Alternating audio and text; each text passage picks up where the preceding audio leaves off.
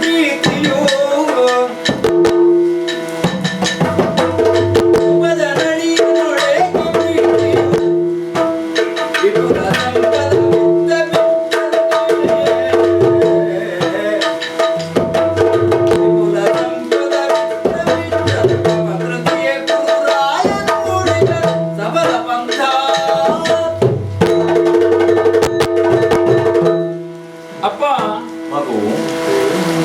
ನಾವು ನಿಷ್ಠುರವಾಗಿ ಆಡಿದ್ರೆ ವಯಸ್ಸಾದ ಮೇಲೆ ನಿಮಗೆ ಅನ್ನಿಸ್ತದೆ, ಮಕ್ಕಳು ಪ್ರಾಯಕ್ಕೆ ಬಂದ ಮೇಲೆ ಅಡ್ಡ ಮಾತಾಡ್ತಾರೆ ಅಂತ. ನಾವು ಹೇಳದೇ ಇದ್ರೆ ನಿಮಗೆ ಗೊತ್ತಾಗುದಿಲ್ಲ. ನನ್ನ ಎದುರೇ ನೀವು ಹೇಳಿದ್ರಿ, ಅರ್ಜುನನಿಗೆ ಅತ್ಯಂತ ಪ್ರಾಮಾಣಿಕವಾಗಿ ಆತ್ಮವತ್ತು ಶಿಷ್ಯನಂತೆ ಪರಮಪ್ರಿಯ ಶಿಷ್ಯನಂತೆ ಉಪದೇಶ ಮಾಡಿದ್ದೇನೆ, ಪ್ರತಿಜ್ಞೆ ಮಾಡಿದ್ವಿ. ದೃಪದನ ಮನೆಯ ಚಾವಡಿ, ಹೌದಾ? ನನ್ನ ಶಿಷ್ಯರಿಂದ ನಾನು ಕಟ್ಟಿ ಎಳೆತರಿಸ್ತೇನೆ, ಅದೊಬ್ಬ ಕ್ಷತ್ರಿಯನಿಂದ, ನಿನ್ನದೇ ಜಾತಿಯವನಿಂದ. ನನ್ನನ್ನು ಜೀವಂತ ಕೊಂದದ್ದಲ್ವ ನೀವು? ಇನ್ನೇನು ನಾಳೆ ಪ್ರಬುದ್ಧನಾಗುವಂತ ನನ್ನ ಆತ್ಮವತ್ತು ಪುತ್ರನಿದ್ದಾನೆ ಅಶ್ವತ್ಥಾಮ, ಅವನಿಂದ ಜನಿವಾರದಲ್ಲಿ ಕತ್ತಿ ಹೇಳ್ಕೊಳ್ಳುವ ಹೇಳಬೇಕಿತ್ತು. ಅಷ್ಟು ಜನಿವಾರ ಕಟ್ಟಿಟ್ಟಿದ್ದೀನಿ. ಮತ್ತೆ ನಾನು ಬೇರೆ ಏನು ಮಾಡೋದಿದ್ದು 108 ಗಾಯತ್ರಿ ಮಾಡ್ತೇನೆ ಭಗವಂತನಿಗೆ, ಅದನ್ನೇ ಹೇಳಲಿಲ್ಲ ಅಂತ. ಇನ್ನೊಬ್ಬ ಕ್ಷತ್ರಿಯನನ್ನು ತಯಾರು ಮಾಡಿ ಹೇಳ್ಕೊಂಡು ಬರ್ತಾನೆ ಅಂತ ಹೇಳಿದ್ರೆ ನಾನು ತಯಾರಾಗುದಿಲ್ಲ ಅಂತ ಅರ್ಥ, ಹೌದಾ? ನನ್ನನ್ನು ಹೇಳಿದ್ರ ನೀವು? ನನ್ನ ಮಗನಿಂದಲೇ ಮಾಡಿಸ್ತೇನೆ ಅಂತ ಹೇಳಿ ನೀವು ಅದನ್ನೇ ಹೇಳ್ತಿದ್ರೆ, ನೀವತ್ತು ಹಸ್ತಿನಾವತಿ ಅರುಣ ಇದು ಉಂಟು, ಏನು ಮಾಡುದು ಮಗನೇ ಅಂತ ಹೇಳಿಕ್ಕಿಂತ ಕೆಲವು ಜನರಿಗೆ ಇರ್ತದೆ, ನಿಮಗುಂಟು ಅಂತಲ್ಲ. ನನ್ನ ಕಾಲದಲ್ಲಿ ನಾನು ಬಡವನಾಗಿಯೇ ಕಳೆದದ್ದು, ನನ್ನ ಮಕ್ಕಳ ಕಾಲಕ್ಕೂ ಬಡವನಾಗಿಯೇ ಇರಲಿ ಅಂತ ಅಲ್ವಾ? ಆದ್ರೆ ಒಳ್ಳೆ ಅಪ್ಪನ ತನ್ನ ಮಕ್ಕಳು ಒಳ್ಳೆ ಹಾಡ್ಲಿಕ್ಕೆ ಕಲ್ತಿರುವಾಗ ಅವರೇ ಹಿಮ್ಮೇಳದಲ್ಲಿ ಕೂತ್ಕೊಳ್ಳೋದಿಲ್ಲ, ಒಳ್ಳೆ ಹಿಮ್ಮೇಳದವನು ಹೇಳ್ತಾರೆ, ಹೌದಾ? ಎಲ್ಲಿ ಆ ಅಪ್ಪ ಎಲ್ಲಾ ಕಾರ್ಯಕ್ರಮದಲ್ಲಿ ಕಚೇರಿಯಲ್ಲಿ ತಾನೇ ಹೋಗ್ತಾನೆ, ತನ್ನ ಮಕ್ಕಳು ಬೆಳಿಬೇಕು ಅಂತ ಅಪ್ಪನಿಗಿಲ್ಲ ಅಂತ ಅರ್ಥ. ಅಹಿಚ್ಛತ್ರ ನಿಮಗೆ ಸಿಕ್ಕಿತ್ತು, ನಿಮ್ಮ ಕಾಲ ಅಂತೂ ಬಡತನದಲ್ಲಿ ಹೋಯ್ತು, ಹಸ್ತಿನಾವತಿ ಆಶ್ರಯದಲ್ಲಿ ಹೋಯ್ತು, ಹೌದಾ? ಅಹಿಚ್ಛತ್ರ ನಿಮ್ಮ ಮಗನ ಹೆಸರಿಗೆ ಮಾಡಿದ್ರು ನೀವು, ಹಸ್ತಿನಾವತಿಯ ಭಂಡಾರಕ್ಕೆ ಸೇರಿಸಿದ್ರು, ಹೋಗ್ಲಿ. ಹಾಗೆ ನಿಮ್ಮ ಮಗನ ಕಾಲಕ್ಕೂ ಈ ಮಾತ್ರ ಹಸ್ತಿನಾವತಿಯವರ ಮುಂದೆ ಬೆಳಗ್ಗೆ ಎದ್ದು ಪಾಣಿ ಪಂಚೆ ಉಟ್ಟು ಕೈ ಚಾಚಬೇಕಂತೆಲ್ಲ ಮಾಡಿದ್ರು ನೀವು. ನೂರ ಹುಣ್ಣಿಮೆ ದಿವಸ ಯಜ್ಞೋಪವಿತ ಬದಲಾವಣೆ ಮಾಡಬೇಕಿದ್ದು, ನಾನು ಅದಕ್ಕೆ ಅರವರೆಗೆ ಹೋಗ್ಬೇಡ, ಯಜ್ಞೋಪವಿತ ಒಂದು ಬೇಕು ಅಂತ, ನನಗೆ 2 ಬೇಡ. ಅದೇ ಅಹಿಚ್ಛತ್ರ ಇದ್ರೆ, ಹೌದಾ, ನಾನೇ ಮನೆಯಲ್ಲಿ ಯಜ್ಞೋಪವಿತ ಮಾಡ್ತಾ ಇರ್ಲಿಲ್ವ? ಮಾಡಿ ಅದನ್ನು ಮಾಡಿ, ಹೌದಾ? ದೃಪದನ ಅಳಿಯನನ್ನು ನೀವು, ಆ ದೃಪದನಿಗೆ ಏನು ಲಾಭ ಆಯ್ತು? ಅರ್ಜುನ ಹೇಳ್ಕೊಂಡು ಬಂದಾಗ ನಾನು ಸತ್ಯ ಹೇಳ್ತೇನೆ, ಈ ಕೌರವಾದಿಗಳೆಲ್ಲ ಹೋರಾಡಿ ದೃಪದನಿಗೆ ಆಯಾಸ ಆಗಿದೆ, ಕೊನೆಗೆ ಹೋದ, ಹೌದಾ? ಇದು 4 ಜನ ಸೇರಿ ಬಾವಿ ತೆಗೆದಾಗ 3 ಜನ ದುಡಿಮೆ ಮಾಡಿದ್ದು, ದುಡಿಮೆ ಮಾಡಿ ಅವನಿಗೆ ಸೊಂಟನ ಒದ್ದಿತ್ತು, ಹೌದಾ? 10ನೇ ದಿವಸ ಈ 4ನೇ ಬಂದ, ಅವ ಒಮ್ಮೆ ಹಾಕುವ ನೀರು ಬಂತು, ಇವನ್ ನಿಲ್ಲೋದ ಮೊಸರು ಕುಡಿಕೆ ಕಂಬ ಕತ್ತಿದಾಗೆ, ಎಣ್ಣೆ ಉಚ್ಚಿದ್ದು ಬಾಕಿದ್ದವರು ನಿಧಿ ಸಿಕ್ಕಿದ್ದು ಕೊನೆಗೆ. ಅನ್ನೋದಿದ್ರೆ ದೃಪದ ಎಂತದ್ದು ಕೇಳಿದ, ನಿಮಗಿಂತ ದೊಡ್ಡದ? ನನಗಿಂತದ್ದು, ನಾನು ಅದಕ್ಕೆ ಎಲ್ಲ ಮಾಡಿದ್ದು, ನನ್ನ ಶಿಷ್ಯನಿಂದ ಮಾಡಿಸ್ತೇನೆ, ನಾನು ಮಾಡುವುದಿಲ್ಲ. ಬಾಕಿದ್ದವರ ಹತ್ರ ಹೊಡೆದಾಟ ಮಾಡಿ ದೃಪದನಿಗೆ ಆಯಾಸ ಆಗುವಾಗ ಅರ್ಜುನ ಒಂದು ಹೊಡೆದ, ಹೌದಾ? ಇವಾಗ ಅಟ್ಟಿ ಹೇಳ್ಕೊಂಡು ಅಂತ. ಅದೇ ನೀವು ನನ್ನನ್ನು ಹೇಳ್ತಿದ್ರೆ ಅರ್ಜುನ ತಯಾರಾಗುವಷ್ಟು ದಿವಸವೇ ಬೇಡ ಅಂತ, ಯಾವಾಗಲೂ ನಾನು ಅವನನ್ನು ಕಟ್ಟಿ ಹೇಳ್ಕೊಂಡು ಬಂದು, ಹೌದಾ, ನಾ ಮಾಡ್ತಿದ್ದೆ. ಅವನಿಗೆ ಲಾಭ ಆಯ್ತು, ಅಲ್ಲಿಯವರೆಗೆ ಅವನಿಗೆ ಒಂದು ಮಕ್ಕಳನ್ನು ಪಡಿಬೇಕು ಅಂತ ಕಂಡಿದ ಸರಿಯಾಗಿ ಇಲ್ಲ.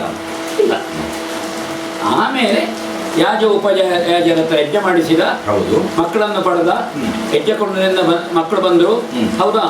ನೋಡಿ, ಅವ ಮಕ್ಕಳ ಪಡುವ ಆಶೆ ಎಂತದ್ದು ತಮಗೆ ಗೊತ್ತುಂಟ? ನೀವು ದೃಪದನನ್ನು ಬಂಧಿಸಿದ್ದೀರಿ, ಕಟ್ಟಿ ತಂದಿದ್ದೇನೆ ಅಂತ ಹೇಳ್ಬೋದು. ಅವ ನಿಮಗೆ ಮಾರಕವಾಗುವ ಮಕ್ಕಳನ್ನು ಪಡೆದ, ಅರ್ಜುನನಿಗೆ ಮದುವೆ ಆಗುವ ಮಗಳನ್ನು ಪಡೆದ. ಈಗ ನಷ್ಟ ಯಾರಿಗೆ? ನಮಗೆ. ಹೇಳಿದ್ದಾನೆ. ಹೌದಾ?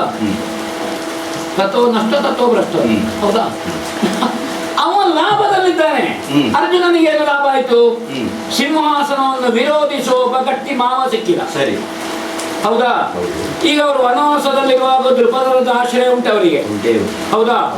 ಇಲ್ಲಿ ಹಸ್ತಿನಾವತಿಯ ಸಿಂಹಾಸನ ನಮಗೆ ಆಶ್ರಯ ಕೊಟ್ಟು ಸಿಂಹಾಸನಕ್ಕೂ ವಂಚನೆ ಆಯಿತು. ನೀವು ಅಹಿಚ್ಛತ್ರವನ್ನು ಸೇರಿಸಿದ್ರಿ. ಹೌದಾ? ಈಗ ನಿಜವಾಗಿ ಅಹಿಚ್ಛತ್ರವನ್ನು ನೀವು ಸೇರಿಸಬೇಕಾಗಿರಲಿಲ್ಲ, ನಾವು ಆಗ ಬೇರೆ ಕೂತ್ಕೊಳ್ಬೇಕು. ಸ್ವಂತದಕ್ಕೆ. ಹೌದಾ? ಅದನ್ನು ನನ್ನ ಹೆಸರಿಗೆ ಹೇಗೂ ನಿಮಗೆ ಪ್ರಾಯವಾಯಿತು, ನನ್ನ ಹೆಸರಿಗೆ ಒಂದು ನೋಂದಾವಣೆ ಮಾಡೋದು. ಇನ್ನು ಮುಂದೆ ನನ್ನ ಮಗನದ್ದೇ ಅಧಿಕಾರ ಮತ್ತೆ ಹೇಳುದು ಅದನ್ನು ನೀವಿಲ್ಲ. ನಿಮಗೆ ಇನ್ನು ಈ ತೊಟ್ಟು ಕಳಚುವ ಪ್ರಾಯ ಆದ್ರೂ ಕಾಯಿ ತೊಟ್ಟು ಕಳಚದಾಗೆ. ಹೌದದು, ಹೊಳೆ ಬದಿಯಲ್ಲಿ ಪ್ರವಾಹ ಬಂದ್ರೆ ಹೊಳೆ ಬದಿಯಲ್ಲಿ ಪ್ರವಾಹ ಬರುವಾಗ ಕಾಯಿ ತೊಟ್ಟು ಕಳಚುದು.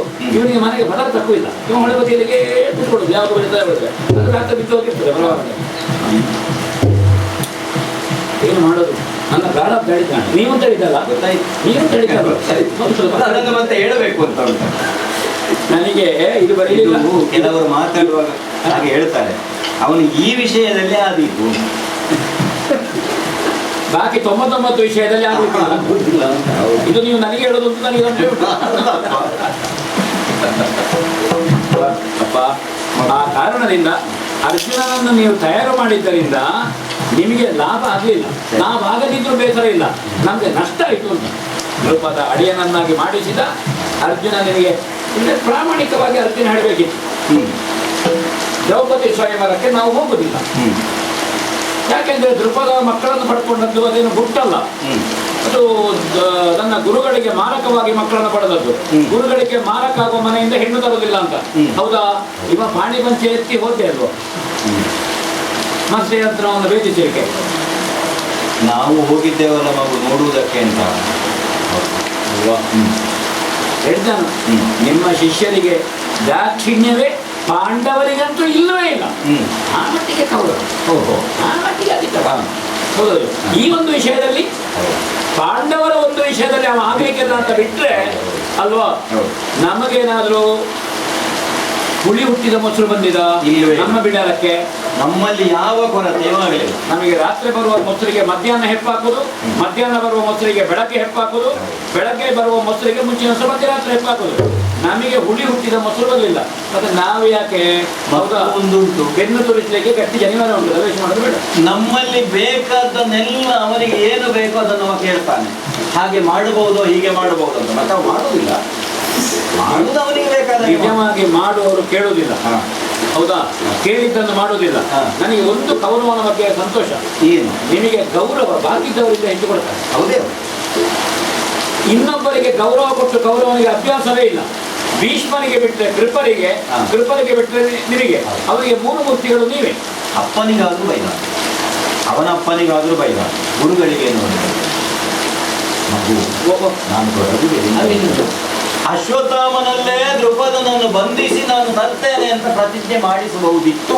ಪ್ರತಿ ದಿವಸ ನಿಮ್ಮ ಪಾದ ಪೂಜಕವನ್ನು ಬರಲಿಕ್ಕೆ ಹೇಳ್ತಿದ್ದೆ.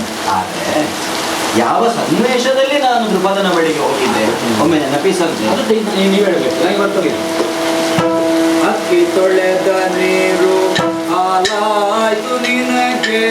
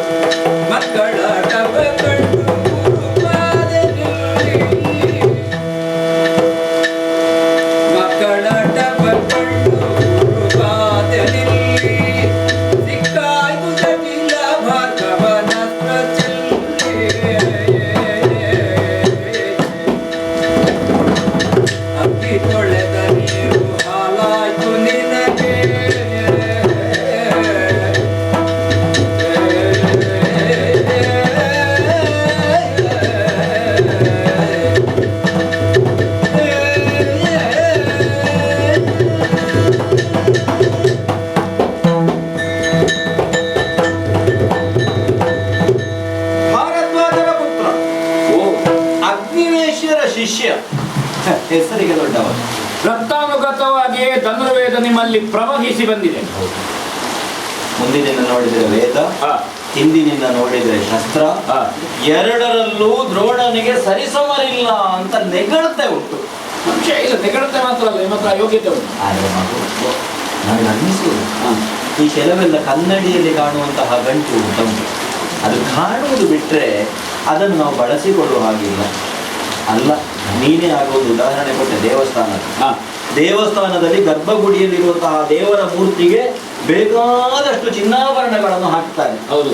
ಹಾಗೆಂತ ಅರ್ಚಕನಿಗೆ ಬಡತನ ಬಂತು ಅಂತ ಅದನ್ನು ಮಾರಾಟ ಮಾಡ್ಲಿಕ್ಕೆ ಆಗ್ತದ? ಅದಕ್ಕಿಂತ ಅರ್ಚಕನಿಗೆ ದಕ್ಷಿಣೆ ಹೆಚ್ಚು ಮಾಡಿದ್ರೆ ಪೂಜೆಗೆ ಜನ ನಿಲ್ತಾರೆ ದೇವಸ್ಥಾನದಲ್ಲಿ, ದೇವರಿಗೆ ವಜ್ರಕಿರೀಟ ಮಾಡೋದಲ್ಲ. ಮಗು, ನಮ್ಮ ದೇವಸ್ಥಾನಕ್ಕೆ ಯಾರು ಪೂಜೆ ಮಾಡಿಸುವುದಕ್ಕೇ ಬರಲಿಲ್ವಲ್ಲ. ಮನೆಯಲ್ಲಿರುವಂತಹ ಮಕ್ಕಳಿಗಾಗಲಿ ಹೆಂಡತಿಗಾಗಲಿ ಮೃಷ್ಟಾನ್ನ ಭೋಜನವನ್ನು ಕೊಡುವುದಲ್ಲ, 3 ಹೊತ್ತು ಊಟ ಆದರೂ ಬೇಕೋ ಬೇಡವೋ ಹೇಳು? ಬೆಳೆಯುತ್ತಿರುವಂತಹ ಮಗುವಿಗೆ ಕುಡಿಯುವುದಕ್ಕೆ ಹಾಲನ್ನಾದ್ರೂ ಕೊಡಬೇಕೋ ಬೇಡವೋ ಹೇಳು? ಪ್ರತಿಯೊಂದು ಜೀವಿಯು ಚಡಪಡಿಸುವುದು ಹಾಗೆ ಬದುಕುವುದಕ್ಕೆ ಬೇಕಾಗಿ, ಅದಕ್ಕೆ ಮೊದಲು ಅನ್ನ, ಅಶನ ವಸನ ವಸನ. ಉಣ್ಣುವುದಕ್ಕೆ ಅನ್ನ ಇಲ್ಲ, ಕುಡಿಯುವುದಕ್ಕೆ ಹಾಲು ಇಲ್ಲ. ನೀನು ನಿತ್ಯವೂ ಒಂದು ನಿನ್ನ ತಾಯಿಯಲ್ಲಿ ಕೇಳುವುದಂತೆ, ಅಲ್ಲಿ ಆಚೆ ಮನೆಯ ಮಕ್ಕಳೆಲ್ಲ ಆಟ ಆಡುವಾಗ ನಾನು ಹಾಲು ಕುಡಿದಿದ್ದೇನೆ ಅಂತ ಹೇಳ್ತಾರಮ್ಮ. ಹಾಲು ಅಂದ್ರೆ ಏನು ಅಂತ ಅಂದ್ರೆ ಒಂದು ಹಸುವನ್ನು ಕಟ್ಟಿ ಹಾಲನ್ನು ನಿನಗೆ ಕೊಡುವಷ್ಟು ಯೋಗ್ಯತೆ ನಮಗಿಲ್ಲ. ಬುದ್ಧಿ ಹುಟ್ಟುವ ಮೊದಲು ಹಾಲು ಕೊಡದಿದ್ದೇನೆ ತಾಯಿಯಲ್ಲಿ. ಹೌದಾ? ಬುದ್ಧಿ ಹುಟ್ಟಿದ ಮೇಲೆ ಯಾವುದು ವಿಶ್ವಕ್ಕೆ ತಾಯಿ, ಆ ಹಾಲು ಕುಡಿಯುವುದು. ಬಡತನ ಉಂಟು, ಮನೆಯಲ್ಲಿ ಹಸುವಿನಲ್ಲಿ ಹಾಲು ಕೊಡೋದು ಕಡಿಮೆಗೆ ಅಂತ ಹೇಳಿದ್ರೆ ಹಾಲು ನೀರು ಅಂತ ಒಂದು ಪ್ರಯೋಗ ಉಂಟು ನಮ್ಮಲ್ಲಿ. ಹೌದಾ? ಈಗ ತಾಯಿ ಹೇಳಿಕೊಂಟು ಇಡೀ ಹಾಲು ಕೊಟ್ಟರೆ ಅಜೀರ್ಣ ಆಗ್ತದೆ, ಅವನಿಗೆ ಹಾಲು ನೀರು ಕೊಡಿ ಅಂತ. ನಮ್ಮಲ್ಲಿ ನೀರನ್ನು ಬೆಳ್ಳಗೆ ಮಾಡುವಷ್ಟು 4 ತೊಟ್ಟು ಹಾಲಿರಲಿಲ್ಲ. ಒಂದು ದಿನ ಯಾರನ್ನಾದ್ರೂ ಹಸುವನ್ನು ಕೇಳಿ ತರುವಂತ ನಾನು ಹೋಗಿ ನನಗೆ ಸಿಗದೆ ಬರುವ ಕಾಲಕ್ಕೆ ನೀನು ಸಂತೋಷದಲ್ಲಿ ಕುಣಿತಾ ಇದ್ದಿ, ನಾನಿವತ್ತು ಹಾಲು ಕುಡಿದೆ. ಆದ್ರೆ ಹೇಗೆ ಒಟ್ಟಿಗಿರುವಂತಹ ಮಕ್ಕಳು ಅಕ್ಕಿಯ ನೀರನ್ನು ಕದಡಿ ನಿನಗೆ ಹಾಲು ಅಂತ ಕೊಟ್ಟರು. ನನ್ನ ತುಟಿಯಲ್ಲಿ ಇಡೀ ಬೆಳೆ ನೊರೆ ಇತ್ತು, ಅದನ್ನು ನಾಲಿಗೆಯಿಂದ ಚಪ್ಪರಿಸಿರಲಿಲ್ಲ. ಯಾಕಂದ್ರೆ ಹಾಲು ಕುಡಿದಿದ್ದೆ ಅಂತ ನಿಮಗೆ ತೋರಿಸಬೇಕಲ್ಲ. ಬಂದಿದೆ ನೋಡಿ, ನಾನು ಹಾಲು ಕೊಟ್ಟೆ, ನಾನು ವಿಷ ಕುಡಿದಾಗ ಅದನ್ನು ನೋಡಿ.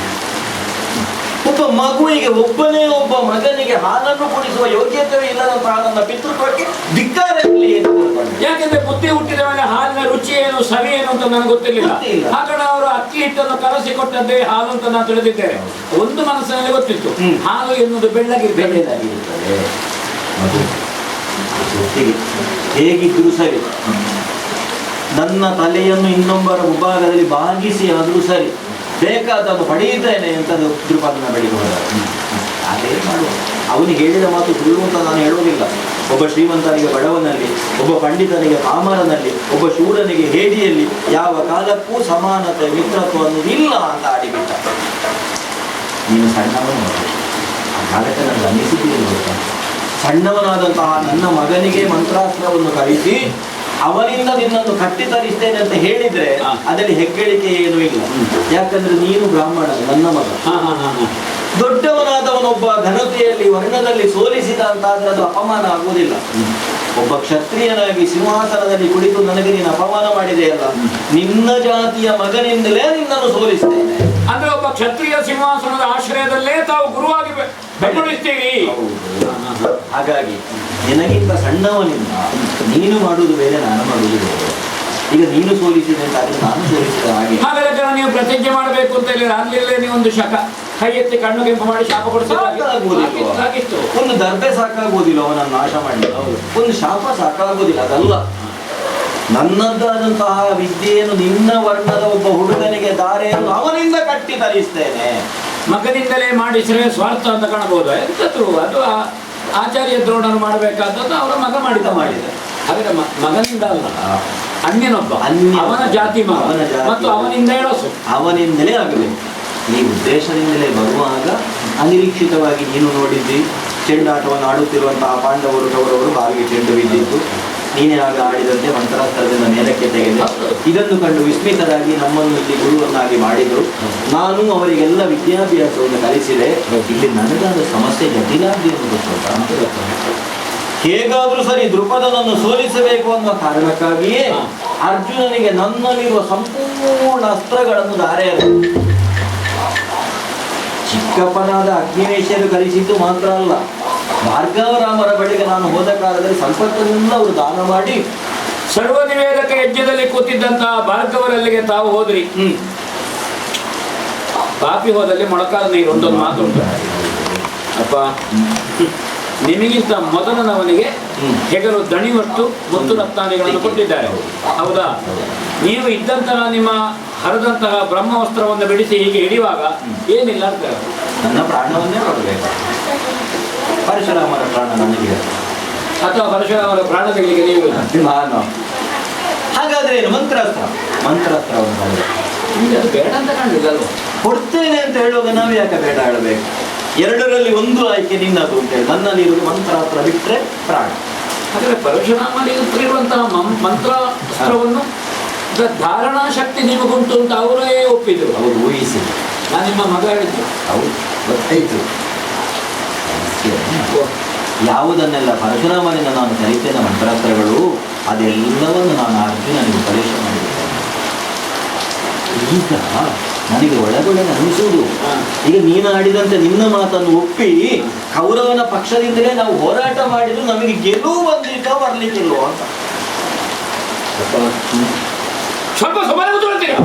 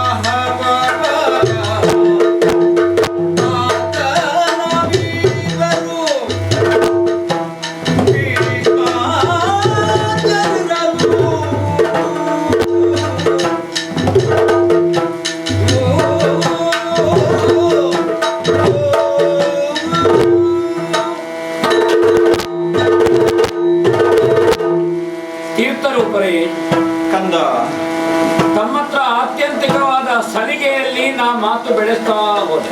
ನನ್ನ ಮಗನೇ, ಆದ್ರೆ ತಮ್ಮ ವಿದ್ಯೆಯ ಧನುರ್ವೇದದ ಶ್ರೀಮಂತಿಕೆಯನ್ನು ಹಸ್ತಿನಾವತಿಯ ಸಿಂಹಾಸನದಲ್ಲಿ ಒತ್ತೆ ಇಟ್ಟಿದ್ದಾವೆ. ಯಾವುದೋ ಒಂದು ಗುಡ್ಡದ ತಲೆಯಲ್ಲಿ ತಾವು ಕೂತರು ಧನುರ್ವೇದದ ಅಧ್ಯಯನಕ್ಕೆ ಅಭ್ಯಾಸಕ್ಕೆ ನಿಮ್ಮ ಕಾಲ ಬಳಕೆ ಬರಬೇಕಾಗಿತ್ತ ಮಕ್ಕಳು. ನಿಮ್ಮ ಯೋಗ್ಯತೆ ದುರ್ದು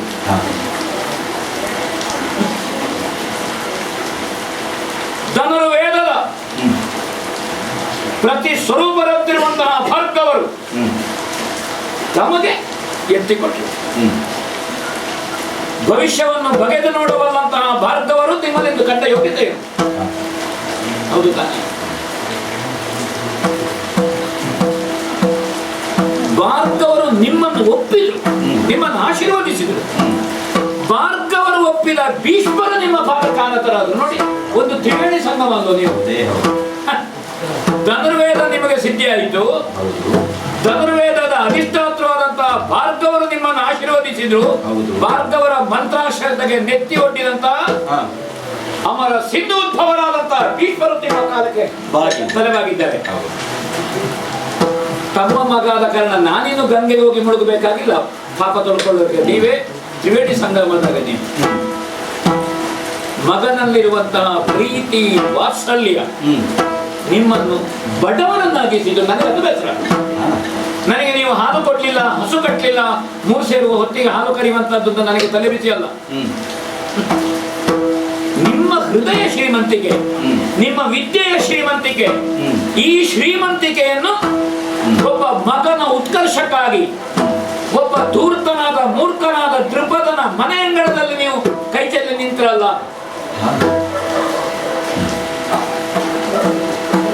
ಮನಸ್ಸಿಗೆ ನೋವಾದ್ರೆ ಕ್ಷಮಿಸಿ. ಅನೇಕ ಸಲ ಪ್ರಾರಬ್ಧ ವಶಾನುವರ್ತಿಗಳಾಗಿ ನಾವು ಹುಟ್ಟುತ್ತೇವೆ. ನಿಮ್ಮ ಅಪರಾಧ ಅಲ್ಲ, ಬಹುಶಃ ನಿಮ್ಮ ಮಗನಾದ ಕಾರಣ ನಿಮ್ಮ ವಿದ್ಯೆಯನ್ನು ನೀವು ಒತ್ತೆ ಇಟ್ಟಾದ್ರೂ ಈ ಮಗನನ್ನು ಬೆಳೆಸಿದ್ರಿ. ಅಪ್ಪ, ಬಡತನ ಬಂದಾಗ ಹೆಂಡತಿಯ ಸೆರಗಿನನ್ನು ಹರಿದು ಮಾನ ಮುಚ್ಚಿಕೊಂಡು ಹೋದ, ಹೌದಾ? ನಾವು ಪ್ರದರ್ಶನ ರಂಗದಲ್ಲಿ ಏನು ನಳ ಅಂತ ಹೇಳ್ತೇವೆ, ಹೌದಾ? ದಮಯಂತಿಗೆ ವಂಚಿಸಿದ್ದೇ ಅಲ್ವಾ? ಎಲ್ಲಿಯಾದ್ರೂ ಮರದ ಪೊದೆ ಬುಡದಲ್ಲಿ ಮಗ ಹಾತ ಬಾಯಿ ಬಿಟ್ಟು ಮಲಗಿರುವಾಗ ನಿಮಗೆ ಎದ್ದು ಹೋಗ್ಲಿಕ್ಕೆ ಆಗುದಿಲ್ಲ? ಹೋದ್ರ ನೀವು? ಯಾರು ನಿಮ್ಮ ರಟ್ಟೆಯನ್ನು ದಿಂಬನ್ನಾಗಿಸಿ ಸಹವಾಸದಲ್ಲಿ ಸಹಶೈಯಲ್ಲಿ ವಿದ್ಯೆ ಕಲ್ತವ ಮರದ ಬುಡದಲ್ಲಿದ್ದವ ದುರ್ಪದ, ಹೌದಾ? ನೀವು ನನ್ನನ್ನು ಮರದ ಬುಡಕ್ಕೆ ಹಾಕಿದ್ರ? ಇಲ್ಲವೇ. ನಾ ಕನ್ಯ ನಿಮ್ಮ ಮಗನಿಗೆ. ಯಾವ ಒಬ್ಬ ಶ್ರೀಮಂತ ಮನೆಯ ಹೆಣ್ಣು ತಾಯಿ ತಾನು ಹೆತ್ತಂತ ಮಗುವನ್ನು ಹೊಳಗೆ ಬಿಡ್ಲಿಲ್ವಾ? ಬಿಡ್ತಾಳೆ. ನೀವು ಬಿಟ್ರ? ಇದನ್ನು ಗ್ರಹಿಸಿ ನಾನು ಕರ್ಣನನ್ನು ಹೇಳಿದ್ದು, ಎಷ್ಟು ಬಡತನಾದ್ರೂ ನನ್ನ ಅಪ್ಪಯ್ಯ ಒಳಗೆ ಹಾಕ್ಲಿಲ್ಲ, ನೋಡು ನಿನ್ನ ಅಮ್ಮ ಒಳಗೆ ಹಾಕಿದ್ವಿ ನಾನು ಅಂತ. ಯಾಕೆ? ಆ ಮಗುವನ್ನು ಹಿಡಿದದ್ದು ಆ ಮಗು ಬೇಕು ಅಂತಲ್ಲ, ಅದರ ಕಾಲಿನಲ್ಲಿ, ಸೊಂಟದಲ್ಲಿ, ಕುತ್ತಿಗೆಯಲ್ಲಿ, ಬೆರಳಿನಲ್ಲಿ ಚಿನ್ನದ ಗಟ್ಟಿತ್ತು ಕಟ್ಟಿಕೊಂಡು. ಮೌಲ್ಯ ಎಷ್ಟಿಗೆ? ಅನೇಕ ಸಲ ಕುತ್ತಿಗೆಯಲ್ಲಿ, ಬೆರಳಿನಲ್ಲಿ, ಕೊರಡಿನಲ್ಲಿ ಚಿನ್ನ ಇದ್ದ ಕೂಡಲೇ ಬಡವನಿಗೆ ಶ್ರೀಮಂತಿಗೆ ಬರುದುಂಟಂತೆ. ಹಾಗೆ ಬಂದದ್ದು ಅವನಿಗೆ, ಕರ್ಣನಿಗೆ. ಅವನದೆಂತ ಉಂಟು?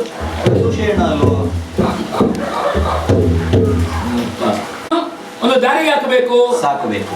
ನಿಮ್ಮನ್ನು ಕಂಡ ಮೇಲೆ ನನಗೆ ಅನ್ನಿಸ್ತದೆ ನಾನು ಸಂಸಾರಿ ಆಗ್ಲಿಕ್ಕಿಲ್ಲ ಅಂತ. ನಿಮಗಿಂತ ನಾನು ನೆಮ್ಮದಿಯಲ್ಲಿದ್ದೇನೆ, ಹೌದಾ? ನಿಮಗೆ ತಲೆ ಬಿಸಿ ಉಂಟು, ಹೌದಾ? ಮನೆಗೆ ಎಷ್ಟೊತ್ತಿಗೆ ಹೋಗುದು ಅಂತ ನನಗೆ ತಲೆ ಬಿಸಿ ಉಂಟಾ? ಇಲ್ಲವೇ ಇಲ್ಲ. ಮನೆಗೆ ಹೋಗಬೇಕು ಅಂತಲೇ ಇಲ್ಲ, ಇದುವೇ ಮನೆ. ಹಣ್ಣೆಲೆ ಬೀಳುವಾಗ ಚಿಗುರೆಲ್ಲ ನಗೆ ಆಡ್ತದೆ, ಚಿಗುರೆಲೆ ಹಣ್ಣಾಗುವಾಗ ನಗೆ ಆಡ್ಲಿಕ್ಕೆ ಮತ್ತೆ 3 ಚಿಗುರೆಲೆ ಇರ್ತದೆ, ಸಿದ್ಧವಾಗಿರುತ್ತದೆ. ಬದುಕ. ನೀವು ಕಲಿಸಿದ ವಿದ್ಯೆಯನ್ನು ಹಿಡ್ಕೊಂಡಂತ ಅರ್ಜುನ ಅಪ್ರತಿಮ ವಿಕ್ರಮಿಯಾಗಿದ್ದಾನೆ. ನಾಳೆಲ್ಲಿ ಆದ್ರೂ ಯುದ್ಧ ಸಂಭವಿಸಿದ್ರೆ ಗೆಲ್ತಾನೆ.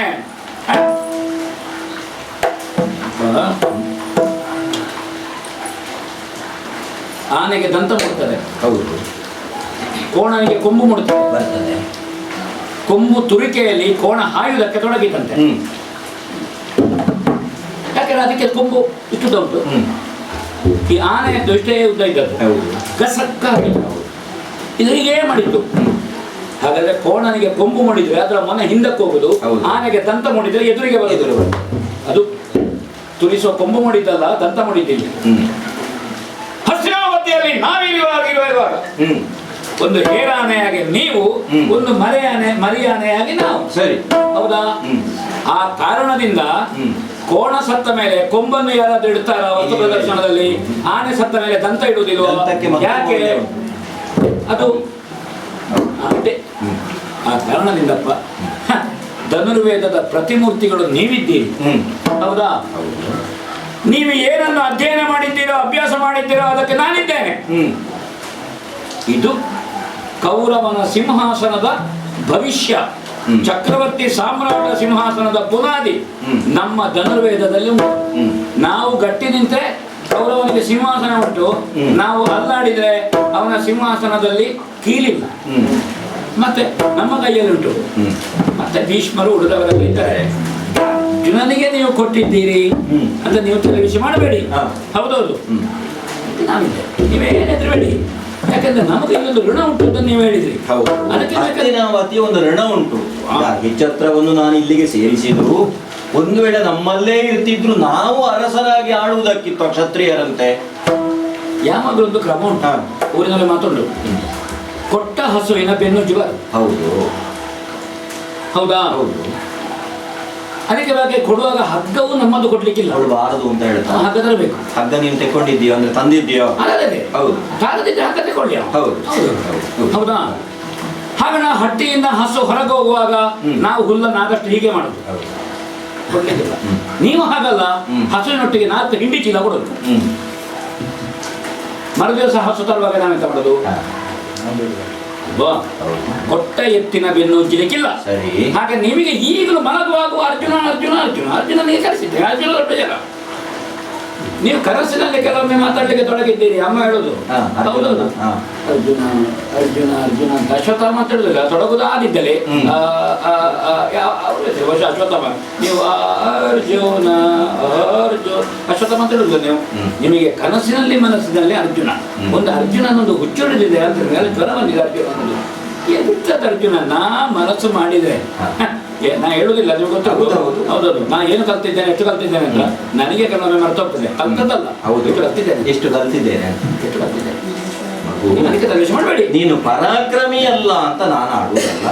ನನ್ನ ಮುಂದೆ ನೀವು ಅರ್ಜುನನನ್ನು ದೊಡ್ಡದು ಮಾಡಿದ್ರೆ ಅರ್ಥ ಎಂತದ್ದು? ಏನು? ಒಂದು ನಾ ಹೆಡ್ಡ ಅಂತ, ಇನ್ನೊಂದು ನೀವು ಕಲಿಸಿದಿಲ್ಲ ಅಂತ. ಅಲ್ಲ, ಬೇರೊಂದು ಕಾರಣ, ಒಂದು ಹೆಗ್ಗಳಿಕೆ ಉಂಟಲ್ಲ ಅವನಲ್ಲಿ. ಎಂತದ್ದು ಅಪ್ಪ?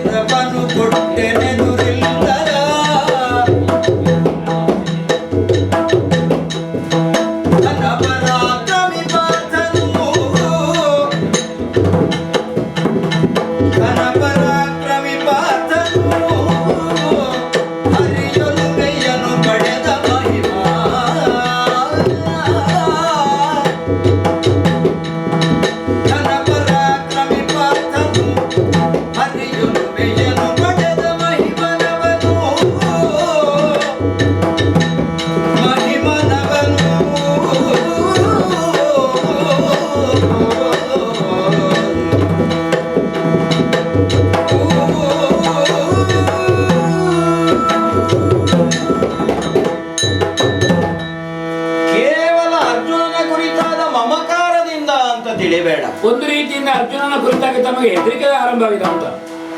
ಭಯವೇ.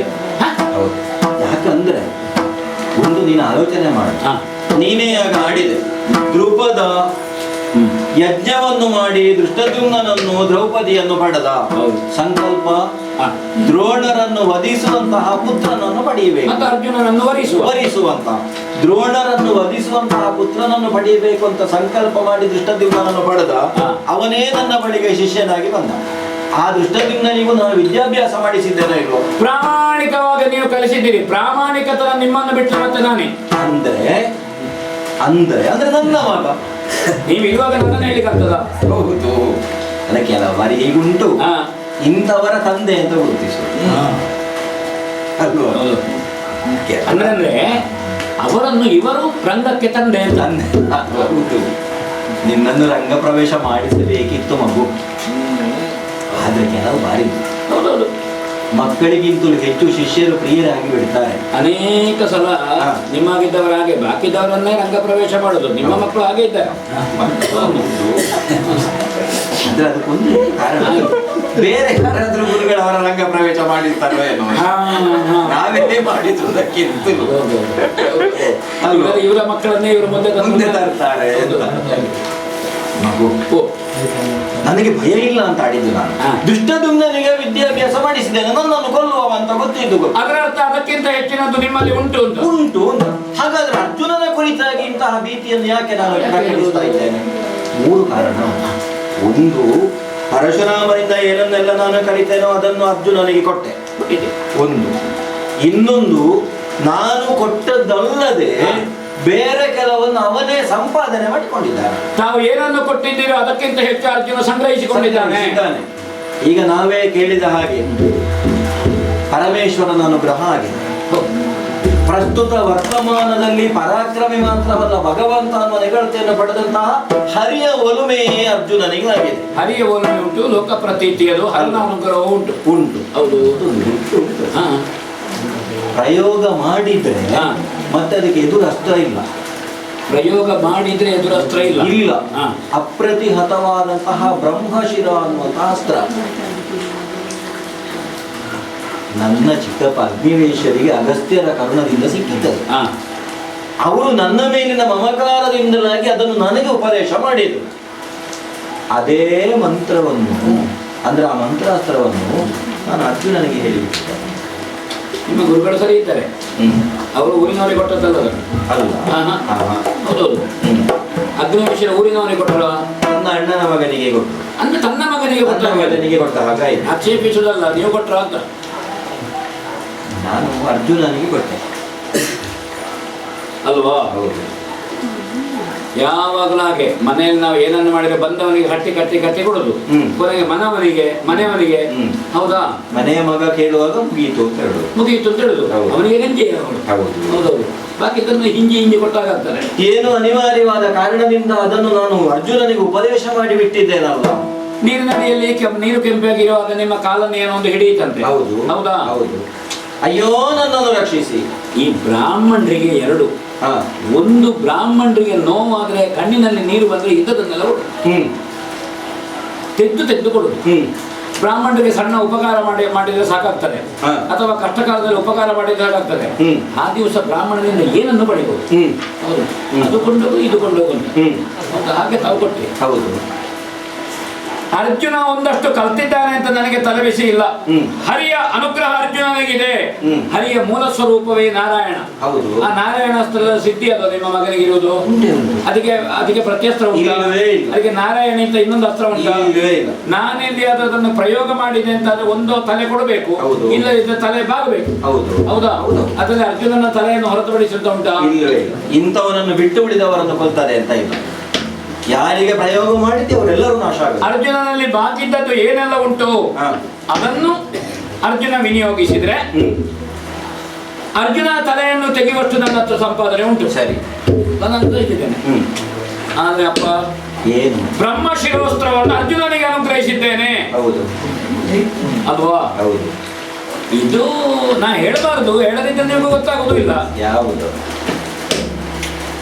ಇದು ನೀವು ಅರ್ಜುನನಿಗೆ ಕೊಟ್ಟದ್ದು ನನಗೆ ಕುಟ್ಟಿ ಹಾಕಿದ್ದೆ ಅಲ್ವ? ವಂಚಿಸಿದ್ದಲ್ಲ ಮಗನಿಗೆ. ನೀಡುವುದನಗೆ ನೀವು ಬ್ರಹ್ಮ ಶಿರೋ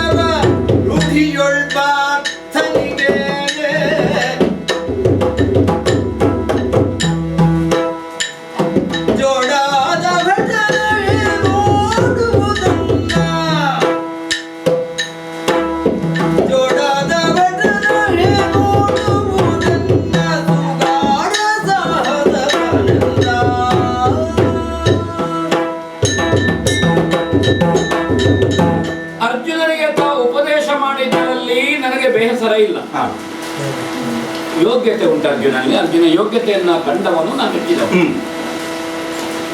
ಒಬ್ಬ ಗುರುವಾದವನಿಗೆ ಯಾವ ಹಂತದಲ್ಲಿ ಪ್ರತಿಭೆ ಉಂಟು, ಆ ಪ್ರತಿಭೆಯನ್ನು ಹೇಗೆ ಪ್ರಕರ್ಷಕ್ಕೆ ಬರುವಂತೆ ಮಾಡಬೇಕು ಎನ್ನುವುದು ಗುರುವಿನಲ್ಲಿರುವಂತಹ ಒಳನೋಟ ಅಲ್ಲವೇ? ಅರ್ಜುನನಲ್ಲಿ ಪ್ರತಿಭೆ ಉಂಟು. ಯಾವ ಪರೀಕ್ಷೆಯನ್ನೆಲ್ಲ ಅವನ ಮುಂದೆ ನಾನು ಒಡ್ಡಿದೆನೋ ಎಲ್ಲದರಲ್ಲೂ ಉತ್ತೀರ್ಣನಾದ ಅಲ್ವಾ? ನನ್ನ ಬದಿಯಲ್ಲಿದ್ದು ನೀನೇ ನೋಡಿದ್ದಿ ಭಾಸ ಪಕ್ಷಿಯ ಪ್ರಕರಣ. ಯುಧಿಷ್ಠಿರನಿಗೆ ಬಾಣ ಕೊಟ್ಟು ನಿನಗೆ ಪಕ್ಷಿ ಕಾಣ್ತದೆ, ಮರ ಕಾಣ್ತದೆ, ನನ್ನನ್ನು ಎಲ್ಲ ಕಾಣ್ತದೆ ಅವನಿಗೆ.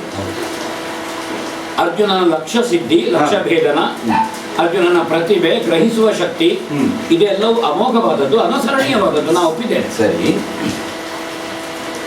ಶಿಲ್ಪಿಯಾದವನಿಗೆ ಎಲ್ಲೋ ಬಂಡೆ ನೋಡೋ ಗೊತ್ತಾಗುದು ಅಲ್ಲವೇ? ಇದರಿಂದ ವಿಗ್ರಹ ಮಾಡುವುದಕ್ಕೆ ಸಾಧ್ಯವಾದೀತೆ? ಮರದ ಬುಡ ನೋಡೋ ಗೊತ್ತಾಗ್ತದೆ, ಹೌದಾ? ಇದು ಒಂದು ಮನೆಗೆ ಸಾಕು ಅಥವಾ ಇನ್ನೊಂದು ಮರ ನೋಡ್ಬೇಕು ಅಂತ, ಅದು ಅವನ ಮನೆಗೆ ಅದರಲ್ಲಿರುವಂತಹ ಸಿದ್ಧಿ. ಎಡ ಬಲ ಎಲ್ಲರನ್ನು 4 ಸಲ ಹೆಟ್ಟಿ ನೋಡುದು ಬೇಡ, ಒಂದು ತೋಮ ಹಾಕುವಾಗ ಗೊತ್ತಾಗ್ತದೆ, ಬಿಳಿ ಮೂರಲ್ಲಿ ಉಂಟ ಅಲ್ಲ ಕಪ್ಪೆರಡರಲ್ಲಿ ಒಂದು ಸಲ ಹಿಡಿಸ್ಬೇಕಂತ. ಅದು ಗೊತ್ತಿಲ್ಲದಿದ್ರೆ ಕೊನೆವರೆಗೂ ತೋಮ ಹಾಕಿಕೊಂಡೇ ಇರೋದು.